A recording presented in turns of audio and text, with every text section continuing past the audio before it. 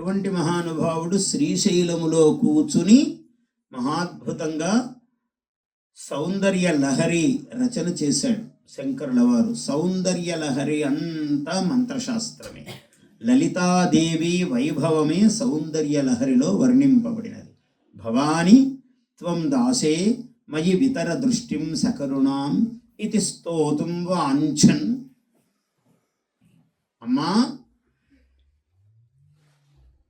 నన్ను అనుగ్రహించు అని అడగాలి అనుకున్నాడట ఒక భక్తుడు. భవాని త్వం దాసే, దాసుడైన నాయందు నీవు దయాదృష్టిని ప్రసరించు అని ఇది అడగాలనుకున్నాడట. శంకర్ల వారు ఎంత గొప్ప చెప్తున్నాడు, ఎంత గొప్పగా చెప్తున్నారో చూడండి. భవాని అని ఇదంతా చెప్పాలని ఒక భక్తుడు భవాని అన్నాడట. ఆ శబ్దానికే ఆమె మొత్తం ఇచ్చేసిందట ఫలం. త్వం దాసే మయి వితర దృష్టిం సకరుణాం ఇతి స్తోతుం వాంఛన్.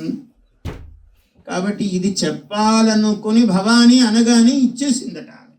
ఏమిటి? ముకుంద బ్రహ్మేంద్ర స్ఫుట మకుట నీరాజిత పదాం. ఏమి వైభవం ఇచ్చింది ఆమె? ముకుందుడు బ్రహ్మ, ఇంద్రుడు. ముకుందుడు మహావిష్ణువు, బ్రహ్మ ఇంద్రుడు.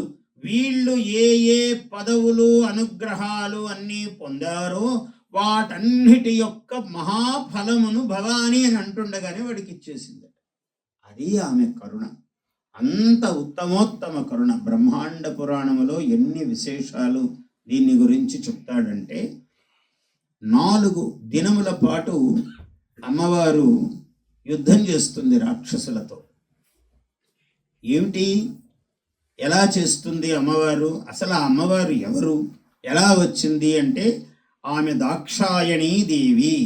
ఏ స్త్రీ రూపము, అసుర సుర ఏ రూపమైనా తల్లి దాక్షాయణి అని నమస్కారం పెట్టవలసిందే.